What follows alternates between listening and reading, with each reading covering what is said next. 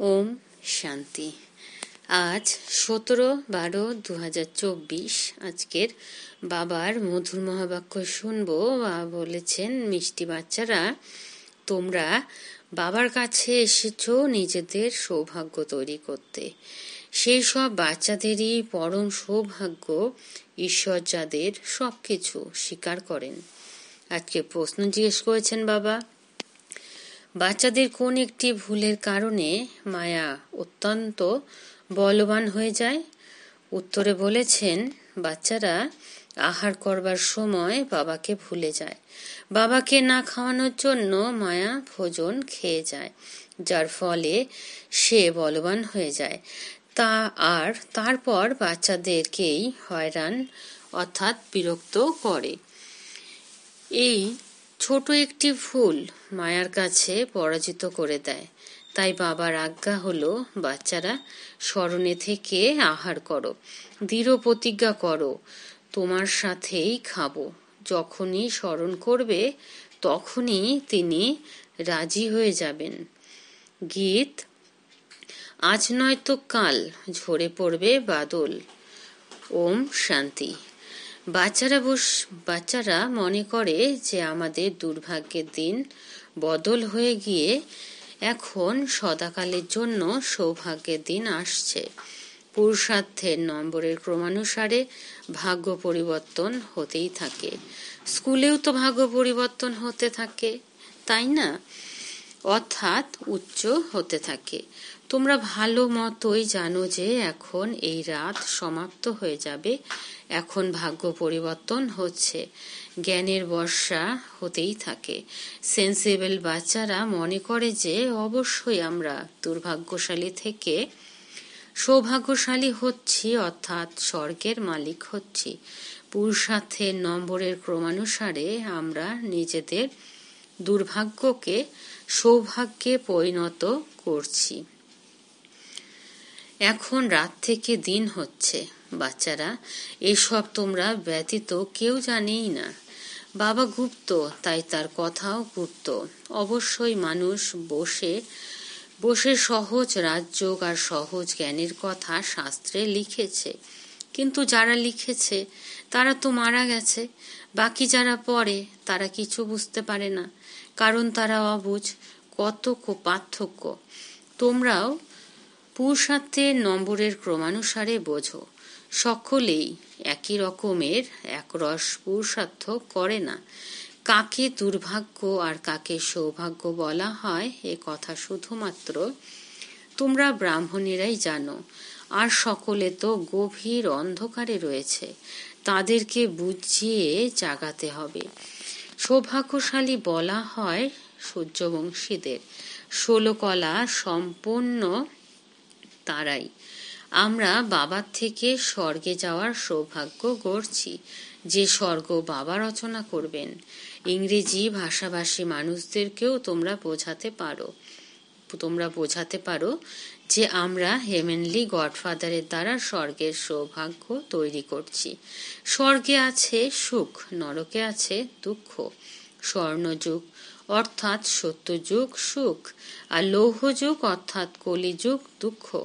একেবারে সহজ কথা। আমরা এখন পুরুষার্থ করছি। ইংরেজ খ্রিস্টানরাও অনেকেই আসবে। তাদের বলো যে এখন আমরা শুধু একজন হেভেনলি গডফাদারকেই স্মরণ করি, কারণ মৃত্যু সম্মুখে উপস্থিত। বাবা বলেন, তোমাদেরকে আমাদের কাছেই আসতে হবে। যেমন তীর্থে যায় ঠিক তেমনি, তাই না? বৌদ্ধদের নিজস্ব তীর্থস্থান রয়েছে, খ্রিস্টানদের নিজস্ব। প্রত্যেকেরই নিজস্ব রীতি রেওয়াজ রয়েছে। আমাদের হলো বুদ্ধিযোগের ব্যাপার। যেখান থেকে পার্ট প্লে করতে এসেছি সেখানেই পুনরায় ফিরে যেতে হবে। তিনি হলেন স্বর্গ স্থাপনকারী গডফাদার। তিনি আমাদের বলেছেন যে আমি তোমাদেরকে সত্যপথ বলে দেই। বাবা অর্থাৎ গডফাদারকে স্মরণ করো, তাহলে অন্তিমকাল যেমন স্থিতি তেমন গতি হবে। যখন কেউ অসুস্থ হয়ে পড়ে তখন সকলে গিয়ে তাকে সাবধান করে, বলে যে রাম নাম জপ করো। বাংলায় যখন কারো মৃত্যু হয় তখন গঙ্গায় নিয়ে যায় আর বলে হরি বলো, হরি বলো, তাহলেই হরির কাছে চলে যাবে। কিন্তু কেউই যায় না। সত্যযুগে তো কেউ বলবে না যে রাম রাম বলো বা হরি বলো বা হরিবোল বলো। তারপর থেকে পুনরায় এই ভক্তিমার্গ শুরু হয়। এমন নয় যে সত্যযুগে কোনো ভগবান বা গুরুকে স্মরণ করা হয়। ওখানে তো শুধু নিজ আত্মাকেই স্মরণ করা হয়। আমরা আত্মারা এক শরীর ত্যাগ করে অন্য নেব। নিজেদের রাজত্ব বাদশাহী স্মরণে আসে, মনে করে যে আমরা নিজেদের রাজ্যে গিয়ে জন্ম নেব। এখন এই দৃঢ় নিশ্চয় রয়েছে, রাজত্ব প্রাপ্ত তো হবেই, তাই না? এছাড়া কাকে স্মরণ করবে বা দান পুণ্য করবে? দান পুণ্য করার মতন কোনো গরিব ওখানে থাকেই না। ভক্তি মার্গের রীতি রেওয়াজ আলাদা, জ্ঞান মার্গের রীতি রেওয়াজ আলাদা। এখন বাবাকে সবকিছু দিয়ে 21 জন্মের জন্য বাবার উত্তরাধিকার প্রাপ্ত করছি, ব্যাস। এখন আর দান পুণ্য করার প্রয়োজনই নেই। ঈশ্বর অর্থাৎ বাবাকে আমরা সবকিছু দিয়ে দিই। ঈশ্বরই তার স্বীকার অর্থাৎ গ্রহণ করে নেন। স্বীকার যদি না করে পুনরায় তবে দেবে কিভাবে? স্বীকার না করা এটাও দুর্ভাগ্য। তথাপি স্বীকার করতে হয় যাতে তাদের মোহ কেটে যায়। বাচ্চারা, এই রহস্য তোমরা জানো। যখন প্রয়োজনই পড়বে না তখন গ্রহণ কেন করবে? এখানে কিছু জমা করতে হবে না। এখানে থেকে সব আকর্ষণ কাটিয়ে ফেলতে হবে। বাবা বুঝিয়েছেন যে বাইরে কোথাও গেলে নিজেকে অত্যন্ত হালকা মনে করো। আমরা বাবার বাচ্চা, আমরা আত্মারা রকেটের থেকেও দ্রুতগামী। এমন দেহি অভিমানী যে হেঁটে গেলেও কখনো ক্লান্ত হবে না, কারণ দেহের অভিমান আসবে না যেন হাঁটছি না, আমরা উড়ে চলেছি। তোমরা যেখানেই যাও দেহি অভিমানী হয়ে যাও। পূর্বে মানুষ তীর্থা দিতে পদব্রজে যেত। সেই সময় মানুষের বুদ্ধি তমপ্রধান ছিল না, অত্যন্ত শ্রদ্ধার সাথে যেত, ক্লান্ত হয়ে পড়তো না। বাবাকে স্মরণ করলে সাহায্য তো পাবে, তাই না? যদিও সেসব পাথরের মূর্তি, কিন্তু বাবা ওই সময় ক্ষণিকের জন্য মনোবাসনা পূর্ণ করে দেয়। সে সময় রজপ্রধান স্মরণ ছিল, তাতেও শক্তিপ্রাপ্ত হতো, ক্লান্ত হয়ে পড়তো না। এখন তো ধনীরা শীঘ্রই ক্লান্ত হয়ে পড়ে, গরিবরা খুব তীর্থে যায়। ধনীরা অতি আড়ম্বরের সাথে ঘোড়া ইত্যাদিতে যায়, গরিবরা তো হেঁটেই চলে যাবে। ভাবনার ভাড়া যত গরিবরা পায় তত ধনীরা পায় না। এই সময়েও তোমরা জানো যে বাবা গরিবের ভগবান, গরিব নিবাস। তাহলে কেন বিভ্রান্ত হয়ে পড়ো? কেন ভুলে যাও? বাবা বলেন, তোমাদের কোনো কষ্ট করতে হবে না, শুধু একমাত্র প্রিয়তমকেই স্মরণ করতে হবে। তোমরা সকলেই প্রিয়তমা, তাই প্রিয়তমকে স্মরণ করতে হবে। সেই প্রিয়তমকে ভোগ অর্পণ না করে ভোজন করে নিতে কি তোমরা লজ্জাবোধ করো না? তিনি প্রিয়তম, আবার বাবাও। তিনি বলেন, আমাকে কি ভোজন করাবে না? তোমাদের তো আমাকে ভোজন করানো উচিত, তাই না? দেখো, বাবা যুক্তি বলে দেন, তোমরা বাবাকে বা প্রিয়তমকে তো মানো, তাই না? যে আমাদের ভোজন করায় প্রথমে তো তাকেই ভোজন করানো উচিত। বাবা বলেন, আমাকে ভোগ অর্পণ করে, আমাকে স্মরণ করে আহার গ্রহণ করো, এতেই অনেক পরিশ্রম। বাবা বারবার বোঝান, বাবাকে স্মরণ অবশ্যই করতে হবে। বাবা নিজেও বারবার পুরুষার্থ করতে থাকেন। তোমাদের অর্থাৎ কুমারীদের জন্য তো অত্যন্ত সহজ, তোমরা সিঁড়ি চড়োইনি। কন্যাদের তো প্রিয়তমের সঙ্গে বাগদান হয়, তাই এমন প্রিয়তমকে স্মরণ করে আহার গ্রহণ করা উচিত। ওনাকে আমরা স্মরণ করি আর উনি আমাদের কাছে চলে আসেন। স্মরণ করলে তবেই তিনি ভোগের সুবাস গ্রহণ করবেন। তাই এমন ভাবেই বাবার সঙ্গে কথা বলা উচিত। তোমাদের এই অভ্যাস হবে রাতে জাগলে, অভ্যাস হয়ে গেলে তখন দিনেও স্মরণে থাকবে। ভোজনের সময়ও স্মরণ করা উচিত। প্রিয়তমের সঙ্গে তোমাদের বাগদান পর্ব সমাপ্ত হয়ে গেছে, তোমার সাথেই খাবো, এই দৃঢ় প্রতিজ্ঞা করতে হবে। যখন স্মরণ করবে তখনই তিনি ভোজন করবেন, তাই না? উনি তো সুভাষই গ্রহণ করেন, কারণ ওনার নিজস্ব শরীর তো নেই। কুমারীদের জন্য তো অতি সহজ, এদের ফ্যাসিলিটিস অনেক। শিবাবা আমাদের অতি সুন্দর প্রিয়তম, কত মিষ্টি। আধা কল্প আমরা তোমাকে স্মরণ করেছি, এখন তুমি এসে মিলেছ। আমরা যা খাচ্ছি তুমিও তা খাবে, এমনও নয় একবার স্মরণ করেছি ব্যাস, পুনরায় তোমরা নিজেরা ভোজন করতে থাকো। ওনাকে ভোজন করাতে ভুলে যাও। ওনাকে ভুলে গেলে আর ওনাকে আর পাবে না। অনেক জিনিসই তো খাও, খিচুড়ি খাও, আম খাও, মিষ্টি খাও। এভাবে শুরু থেকে স্মরণ করে পরে স্মরণ করা কি বন্ধ করে দেবে? না, দেবে না। তাহলে সব জিনিস তিনি কি করে খাবেন? প্রিয়তম যদি ভোজন না করে তাহলে মাঝে মায়া এসে তা খেয়ে যাবে, ওনাকে খেতে দেবে না। আমি দেখি যে মায়া খেয়ে বলবান হয়ে যায় আর তোমাদের পরাজিত করে। বাবা তোমাদের যুক্তি বলে দেন, বাবাকে স্মরণ করো, তবেই বাবা বা প্রিয়তম সম্পূর্ণ সহায় রাজি হয়ে যাবেন। তারা বলে, বাবা তোমার সঙ্গেই বসবো, বাবা তোমার সঙ্গেই বসবো, তোমার সঙ্গেই খাবো। আমরা তোমাকে স্মরণ করে খাই। জ্ঞানের মাধ্যমেই তোমরা জেনেছ যে তিনি তো সুভাষী, অর্থাৎ শুদ্ধ ভাবনা গ্রহণ করবেন। এ তো লোন নেওয়া শরীর। স্মরণ করলে তিনি আসেন। তোমাদের স্মরণই সবকিছুর আধার। একে যোগ বলা হয়। যোগেই পরিশ্রম।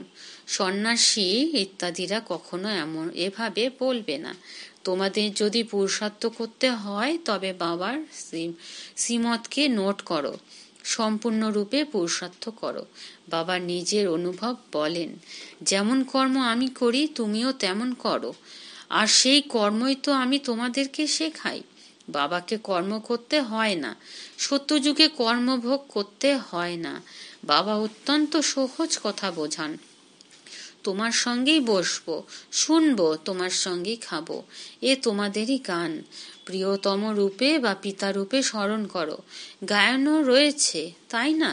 বিচারসাগর মন্থন করে জ্ঞানের পয়েন্টস বের করতে হবে। এই অভ্যাসের দ্বারা বিকর্ম বিনাশ হবে, সুস্বাস্থ্যের অধিকারী হবে। সমগ্র দুনিয়ায় তো আর স্বর্গের মালিক হবে না। এও হিসেব নিকেশ। বাবা অত্যন্ত ভালোভাবে বোঝান। এই সঙ্গীত তো অবশ্যই শুনেছ যে আমরা এখন আধ্যাত্মিক যাত্রায় চলেছি। যাত্রায় আহারাদি তো করতেই হয়। প্রিয়তমা প্রিয়তমের সঙ্গে, সন্তান তার পিতার সঙ্গে ভোজন করবে।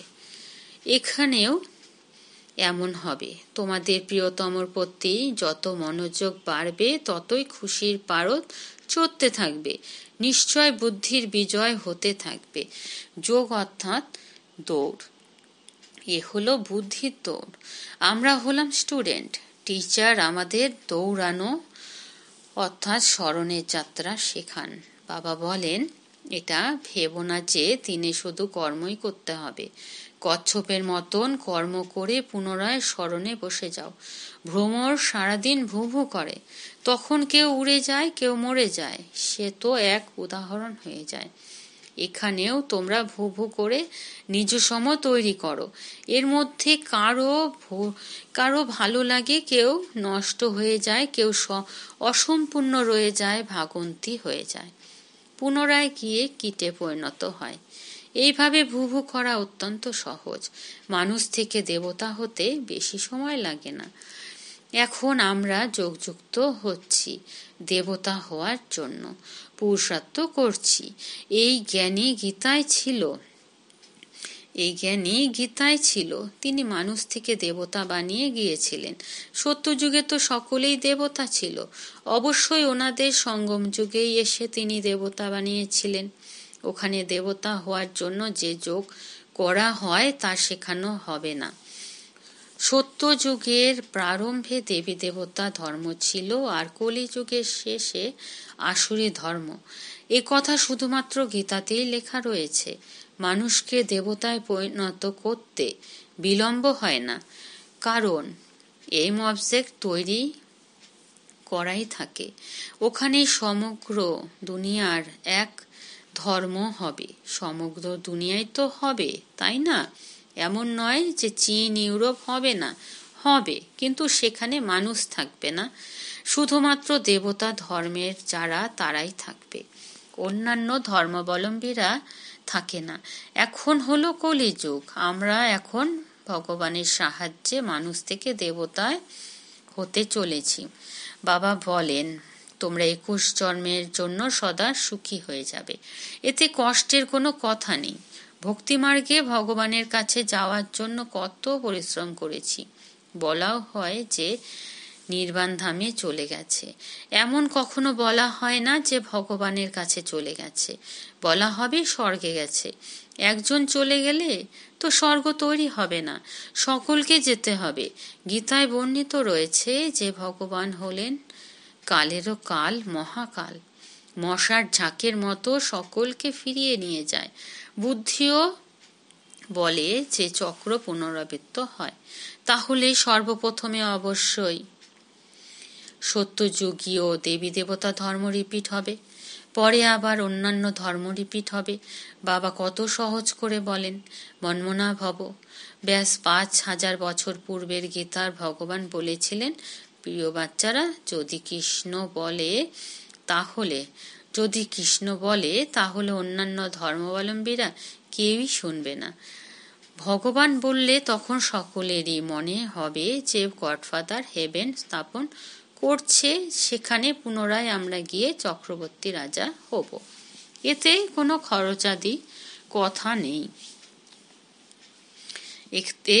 খরচাদির কথা নেই, শুধু সৃষ্টির আদিমধ্য অন্তকে জানতে হবে। বাচ্চারা, তোমাদের বিচার সাগর মন্থন করতে হবে। কর্ম করতে করতেও রাত দিন এমন পুরুষার্থ করতে থাকো। বিচার সাগর মন্থন না করে বা বাবাকে স্মরণ না করে শুধু যদি কর্ম করতে থাকো, তবে তাতেও সেই চিন্তা ভাবনা মনের মধ্যে আসতে থাকবে। যে বাড়ি তৈরি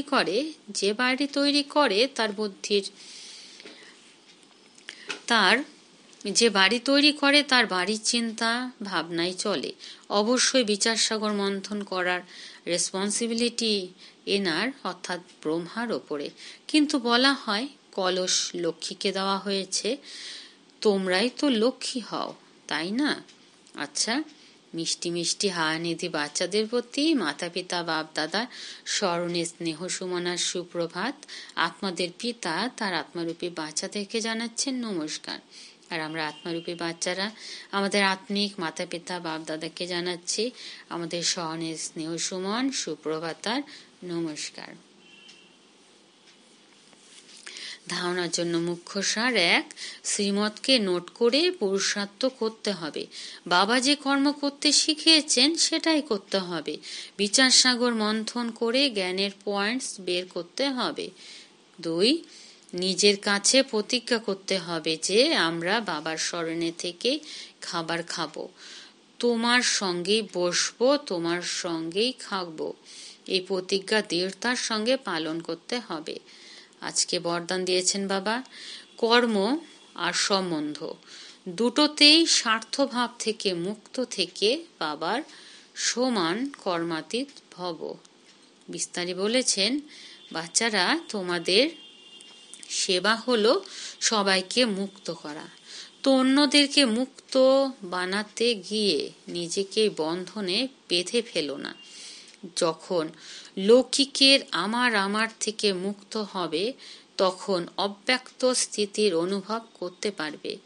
যে বাচ্চারা লৌকিক আর অলৌকিক কর্ম আর সম্বন্ধ দুটোতেই স্বার্থভাব থেকে মুক্ত থাকে, তারাই বাবার সমান কর্মাতীত স্থিতির অনুভব করতে পারে। তো চেক করো, কর্মের বন্ধন থেকে কতখানি নিজেকে পৃথক করতে পেরেছ। ব্যর্থ স্বভাব সংস্কারের বশীভূত হওয়া থেকেও মুক্ত। আজকের স্লোগান, যে সরল চিত্ত আর সহজ স্বভাবের হয়, যে সরল চিত্ত আর সহজ স্বভাবের হয়, সেই সহজযোগী ভোলানাথের প্রিয়। আচ্ছা, ওম শান্তি।